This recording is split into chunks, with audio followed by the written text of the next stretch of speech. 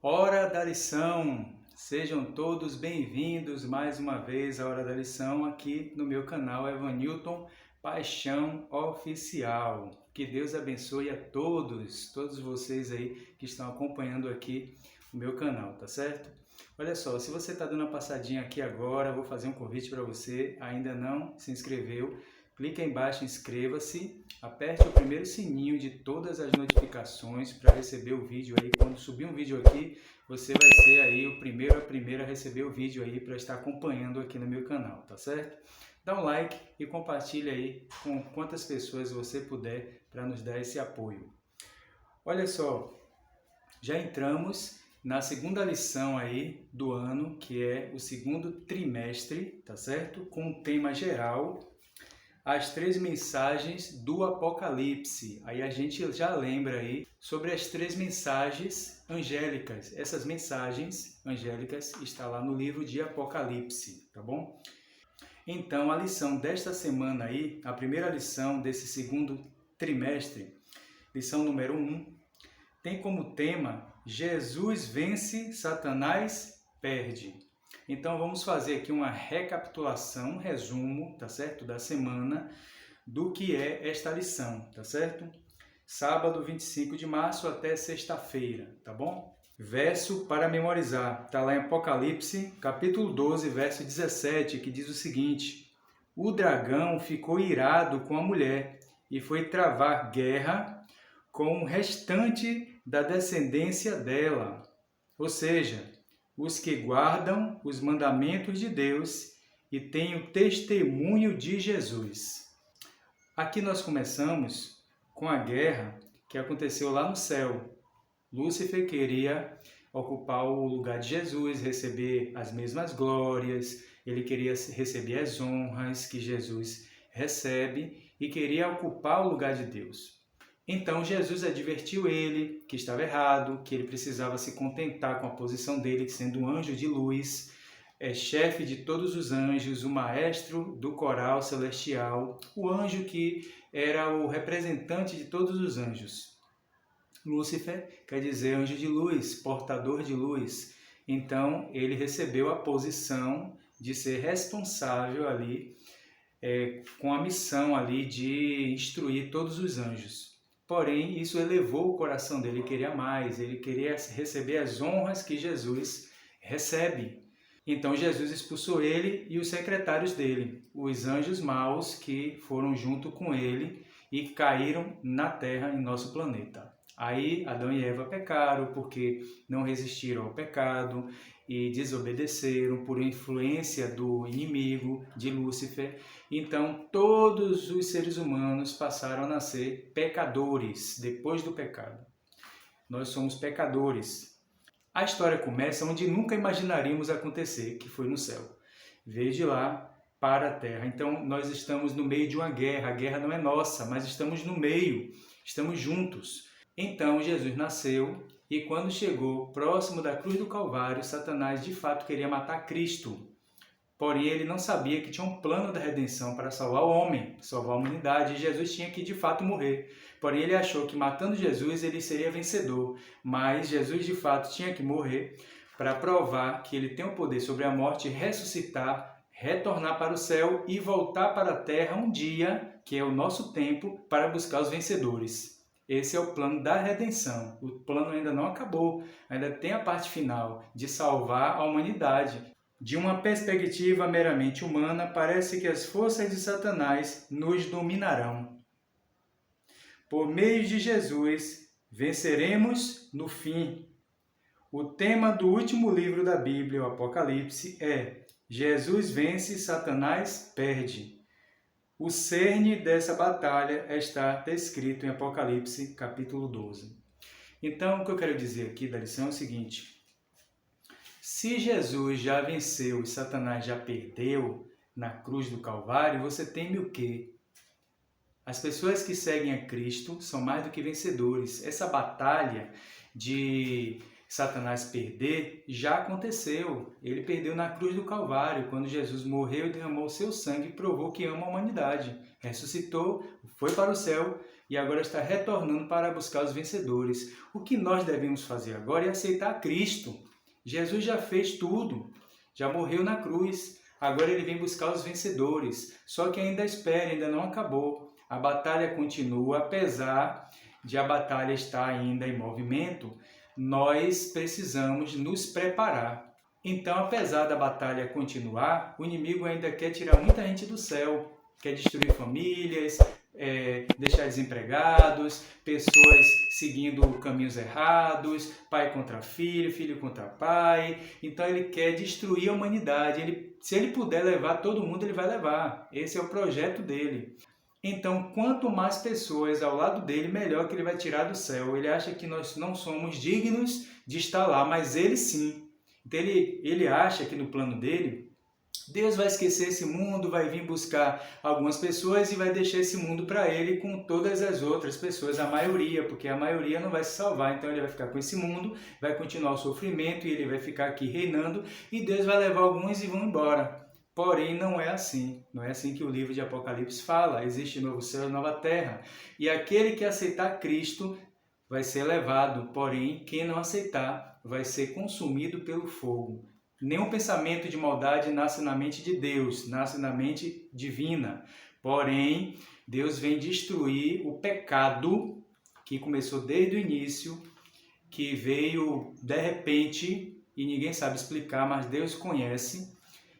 Vem destruir o pecado e quem tiver agarrado a ele vai ser destruído junto. E a verdade é que esse mundo vai ser restaurado. Então não vai ficar aqui o inimigo, os anjos maus e pessoas que nunca aceitaram Jesus. Vai ser destruído e só quem vai viver são os vencedores. Tá certo? Então a lição está falando que não devemos temer. O que nós devemos, na verdade, antes de pedir o batismo do Espírito Santo diário, todos os dias de madrugada, pela manhã, é primeiro nos desvaziar. Precisamos tirar o nosso eu, nossa vontade, nosso orgulho, tirar a avareza, tirar tudo de ruim que tem na nossa vida, os vícios. Realmente precisamos olhar para Cristo e ver que nós somos dependentes dele. Precisamos nos desvaziar primeiro e aí pedir de fato o batismo do Espírito Santo. Como é que ele vai encher a sua vida se sua vida já está cheia de muitas coisas que desagradam a Deus? Então precisamos tirar primeiro essa carga e aceitar Cristo. Porque vai ficar difícil quando o Espírito Santo for batizar, vai ser uma briga. Ele quer te batizar, fazer a vontade de Deus, mas você não quer porque você tem seus vícios, seus gostos, paixões. Então, o que a lição está apresentando é que precisamos nos preparar, aceitar Cristo, que ainda estamos na batalha. Na verdade, parte da batalha que nós estamos, Jesus já venceu na cruz do Calvário. Porém, a batalha continua, ainda vai chegar no fim. E agora o inimigo quer levar pessoas. E Jesus disse, no mundo vocês vão ter aflições, mas tenha bom ânimo, porque eu venci o mundo. Então precisamos nos espelhar em Cristo, precisamos nos aproximar de Cristo com um relacionamento mais íntimo, estreito com Ele, para que possamos estar salvos em Cristo Jesus, tá bom? A batalha no céu. Apocalipse 12 apresenta uma série de episódios dramáticos retratados do conflito de longa data entre o bem e o mal, que começou no céu, mas terminará na terra. Esses episódios nos levaram ao fluxo do tempo, desde a cena inicial da rebelião de Satanás no céu, até seus ataques ferozes ao povo de Deus nos últimos dias. Então aqui está dizendo que a liberdade de escolha é um princípio fundamental do governo de Deus. Não foi plano de Deus, nunca foi fazer robôs. Deus colocou anjos e pessoas para amarem a Ele com livre arbítrio. Então nós precisamos ter o livre arbítrio. Amar é natural, entendeu? É igual um casamento, um namoro. Você ama a pessoa, você aprende a amar. Então com Jesus esse namoro aí é um namoro espiritual. Precisamos aprender a amar a Jesus. Apesar de nossos vícios e defeitos, precisamos aprender isso. Tá certo? Para ter gosto de estar com Jesus. Então, assim, o dragão está perseguindo o restante da descendência de Cristo. Então, repare, na Idade Média, A igreja que guarda os mandamentos, a igreja do Evangelho Eterno, a igreja da promessa de Abraão, Isaque e Jacó, foi perseguida. Perseguiu Cristo e agora está perseguindo a descendência de Cristo, ou seja, aqueles seguidores, os que se espelham em Jesus, estão perseguindo até hoje. Então, na Idade Média, a lição está falando que Satanás começou perseguindo o restante dos seus seguidores, as pessoas que guardam o sábado, a lei de Deus, a igreja da promessa de Deus, que é a igreja do Evangelho Eterno. Então essa igreja está sendo perseguida de lá para cá. E quando chegou em 1844, que os reformadores da igreja do Evangelho, dessa igreja que vem lá de trás de Adão e Eva, do Jardim do Éden, a igreja que guarda os mandamentos, eles fizeram ali a redescobriram e perceberam que a igreja do cristianismo que guardava os 10 mandamentos.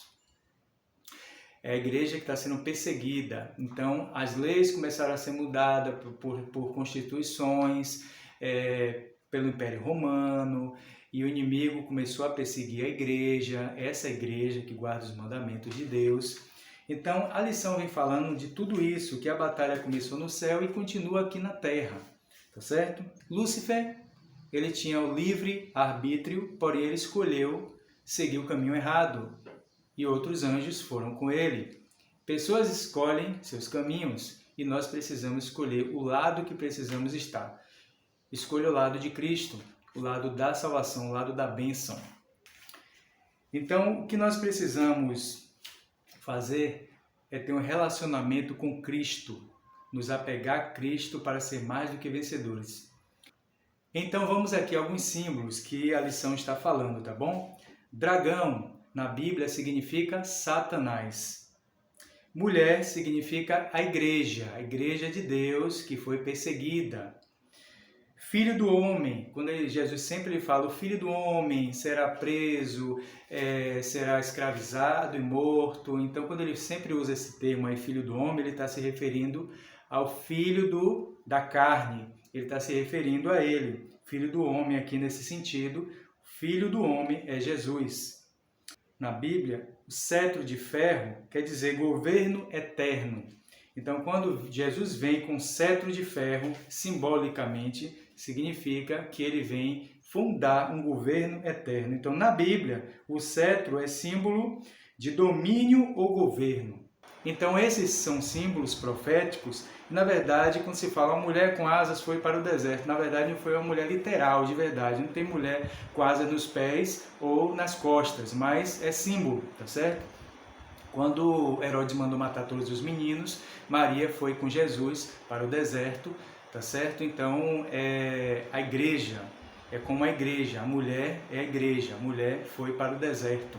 Então, esse período aqui, o período de 1260 dias proféticos, significa 1260 anos, certo? Literais mesmo, de verdade, que começam no ano 538 depois de Cristo e termina em 1798.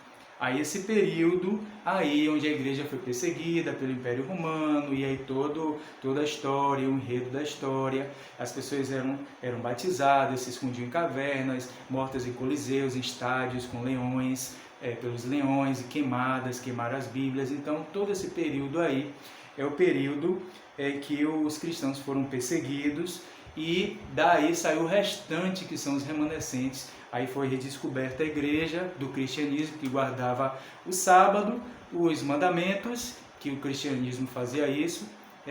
Tem um período de Paulo também, que era Saulo, e ele perseguia os cristãos, depois ele mudou de lado e passou agora a ser seguidor de Cristo e ter um novo nome chamado Paulo. Então, de lá para cá, veio esse período aí da perseguição da igreja, Idade Média, e agora estamos na época dos remanescentes, que vem lá de 1844, onde os reformadores, ou seja, as pessoas, Ellen White, Tiago White, Guilherme Miller, foram redescobrindo ali a igreja que guardava os mandamentos. Então aqui, o diabo está em guerra com Cristo desde a sua rebelião no céu. Está lá em Apocalipse capítulo 12, verso 7. O foco de sua atenção nos últimos dias da história da Terra está no povo de Deus. Apocalipse 12, 17 fala isso. Declara enfaticamente que o dragão, Satanás, está irado, zangado com a mulher, com a igreja, essa igreja que guarda os mandamentos de Deus, e foi guerrear com os restantes de sua descendência. A expressão, o restante de sua descendência, também é traduzida como remanescentes, que quer dizer resto. Então, qual a missão da igreja? A missão da igreja é salvar pessoas, ide pregar o evangelho por todo mundo, ensinando e batizando em nome do Pai, do Filho e do Espírito Santo, já diz o evangelho. Então, o que acontece aí? É uma restauração, como o livro de Isaías fala, reparadores de brechas. Então, os remanescentes têm essa missão, é continuar a missão de Jesus Cristo. Então, quando Deus, lá de trás, depois do dilúvio, começou a fazer aliança, fez com Noé, fez com Abraão, Isaac e Jacó, com Moisés, com o povo de Israel, depois que saiu do Egito, passou pelo deserto e veio renovando tudo, até agora restaurando o dom profético. Chegaria um tempo de restauração do dom profético, aí a gente entra sobre a questão de a irmã Ellen White, que é a profetisa da igreja. Olha só, a palavra vencer, na língua original do texto, pode ser literalmente traduzida como conquistar. Então a palavra vencer no original significa aí conquistar, prevalecer, triunfar ou ser vitorioso. Então quer dizer que Cristo triunfou, Cristo venceu. Então Jesus já venceu na cruz do Calvário, Satanás já perdeu essa guerra. Então Jesus já venceu na cruz do Calvário e Satanás já perdeu. Então o que ele está tanto insistindo agora? Ele quer levar as pessoas com ele. Ele quer fazer com que você, sua família que está na igreja, que está tentando seguir o caminho da salvação, que quer ir para o céu, que quer uma oportunidade de uma nova vida, uma vida eterna com Cristo, sair desse mundo de pecado, ele não quer. Na verdade, por nós mesmos, nós não temos a capacidade de estar no céu. Pelos nossos próprios méritos não temos, mas pelos méritos de Jesus, sim. Pelos méritos e a vitória que está em Cristo, somos capazes sim de estarmos no céu.